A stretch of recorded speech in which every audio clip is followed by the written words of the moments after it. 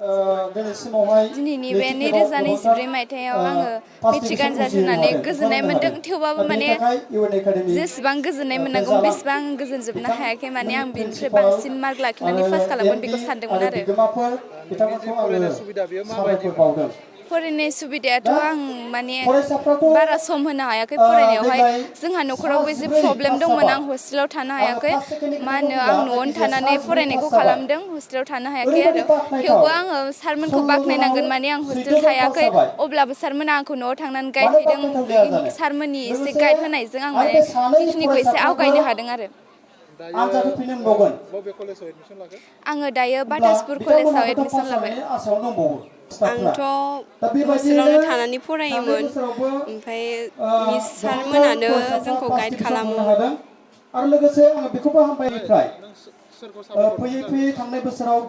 आङो आंनि बिमा बिफा आरो आंखौ फोरोंबोनाय आंखौ गाइड लाबोनाय सारमोन गासिखौबो आङो हाजासे साबायखर होनो सानो मानो होनोबा बिसोरनि गाइड लानायजोंनो आङो दिनै सेथि थाखोआव उथ्रिसारनो हादों सिगांनि समफोराव आङो नोजोर होयोमोन एबा जोङो माखासे फरायनायाथ' हस्टेलाव एसे एनै जोङो सानग्राफ्रा सानोमोन 4:30निफ्राय जों 11:00 माब्लानि समाव फरायोमोन जोंनि बे बेयाव खन्द'आव सारमोना जोंखौहाय इमेजखौ फोरोङोमोन हाइ आरो स्कुल सोंबा फसंनो हागोन बेखौ जोङो बिदिनो सिन्था खालामोमोन माखौ मानो होनबा बुजियाखै जेसेबां बेखौहाय सोंबा जोंनिफ्राय सारमोना गलांदों जोंनो एम इ स्कुलाव बुजायनानै खोन्थायोमोन हाइ स्कुलाव बिथांमोना मा जाहैयो लामा गोजान आं दा फरायसालियाव बाटासिपुर हान्थिनो UN हायैनिफ्राय कलेजावहाय खस्थ' मोननानै थाब थाब एडमिसन दसे लाबाय ससेयावनो लेखा फरायनायखौ गारोमोन बे फरायसालियाव दिनै जिथु जिसे मेट्रिक आनजादनि सेथि थाखोआव उथ्रिसारनाय फरायसाफोरखौ बरायनाय हाबाफारियाव फैनानै आङो गोजोननाय मोन्दों जोबोद गोजोननाय मोन्दों मानोना बे फरायसालिया गोबां बे गोग्लैसोनाय ओनसोलाव दङ आरो बेफोरो फरायसालिखौ गायसननाया बारा गोबाव जायाखै दा बेखिनि समाव बिथांमोना जितु 7 फरायसाफोरखौ सेथि थाखोआव उथ्रिसार होनो हादों गासै 16 फरायसाफोरा बे फरायसालिनिफ्राय उथ्रिसारदों दा बिनि थाखाय जों जोबोद गोजोननाय मोन्दों बिनि उनावनो नैबेयाव थानाय बान्थाफोरखौ राननाय होनाय जासिगोन आखाइखौ बयबो आखाइखौ नाजानाय थायोब्ला जायखिजाया फरायसायानो जायखिजाया ओनसोलाव थानानै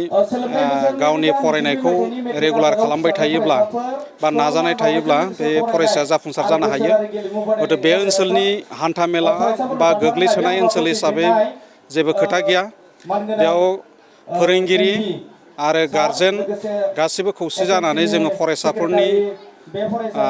सोलोंथाइनि बागै जुदि जों खामानि मावोब्ला थारैनो बे ओनसोलनि फरायसाफोरा इयुनाव आरो बेनिख्रुइ साबसिन हामसिन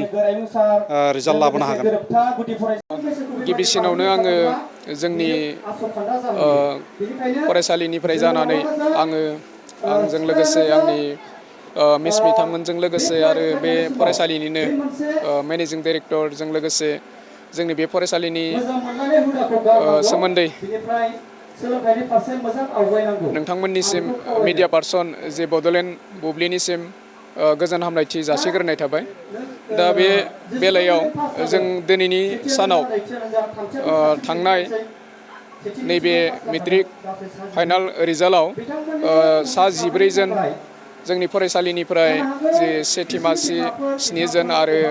7 जना नैथि मासियाव उथ्रिसारनो हादों दा बेनि थाखायनो जोङो बे फरायसालियाव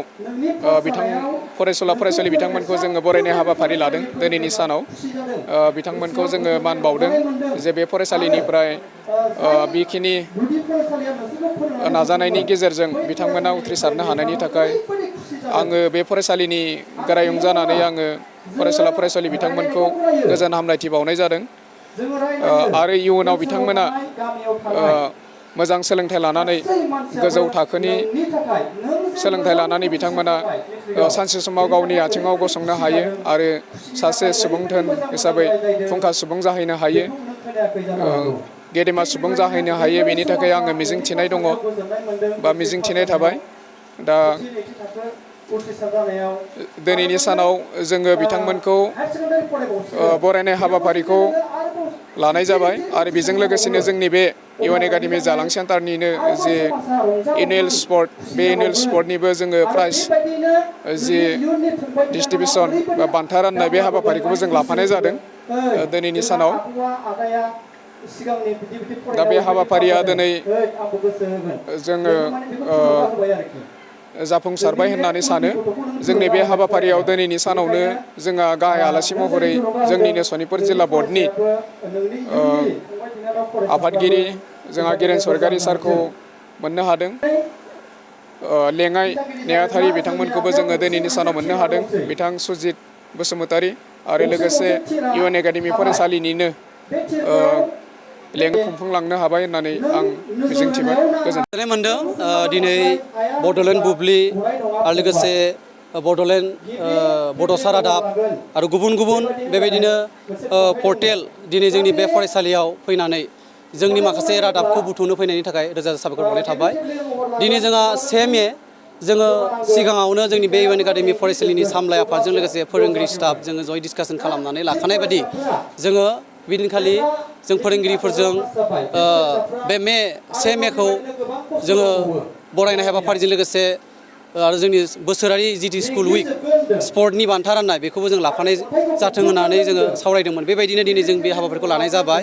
आरो दिनैनि बे हाबाफारियाव जोङो जोबोद गोजोननाय मोन्दों। जोङो आलासि हिसाबै जोङो मोननो हादों गिरेन स्वर्गियारि सार, जोंनि सनितपुर जिल्लानिनो इउएन बर्डनि आफादगिरि आरो लोगोसे बाटासिपुर इउएन एकाडेमिनिनो गोरायुं, लोगोसे जोंनि बर' थुनलाइ आफादनि सा दिखियाजुलिनि बोसोनगिरि आरो जोंहा आलासि मोन्दों सुजित बसुमतारी सार, गोरोबथा एलपि स्कुलनि गाहाय फोरोंगिरि आरो लोगोसे इउएन एकाडेमिनिनो जोंहा बिबुं गोरा जोंहा सार हायनारि सार बिथांमोनखौ जों लोगो मोन्दों। दा दिनैनि बे हाबाफारियाव बिखेखै जोंनि स्पेसियेलि 2024 सोलोंथाइ बोसोरनि जि मेट्रिक आनजाद होनाय बे गथ'साफोरखौ जोङो बरायनायनि मोनसे हाबाफारि लादों। बे हाबाफारियाव जोङो गार्जेनफोरखौ जों जेरै लुबैदोंमोन बिथांमोना खोब रंजानानै फैदों आरो खोब मोनसे गोजोन थासारिखौ जों नुनो मोन्दों। मानोना दिनै बे सा ओनसोलाव फरायसालि जोंहा आंखालमोन, मोजां सोलोंथाइ लानो थाखाय गोसो जाब्लाबो हयथ' हायाखैमोन। जेब्ला जोङो 2018 मायथाइयाव बे फरायसालि गायसनो अब्ला जोङो मोनसे सिमां नुदोंमोन बे ओनसोलाव जोङो मेट्रिक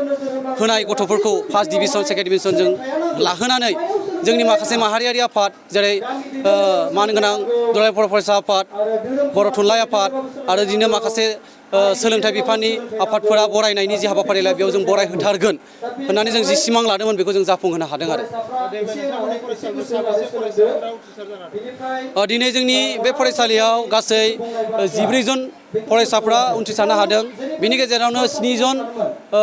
फरायसाफ्रा सेथि मासियाव आरो 7 जन फरायसाफ्रा नैथि मासियाव उथ्रिसारनो हादों। थामथि मासियाव जोंनि फरायसालिनिफ्राय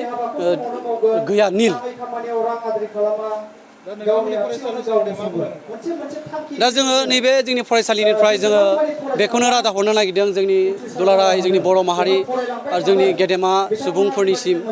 जोङो बेहाय जों बे फरायसालि गायसननायनि गुदि थांखियानो जाहैबाय सुबुं धोन सोरजिनो आरो बे जोंनि बे हालामाव जोंनि बे जोबथा सा ओनसोलाव बेबायदि मोनसे मोजां सोलोंथाइ होनानै गोग्गो सोलोंथाइ होनानै जोंनि बे गथ'फ्रा जाहाथे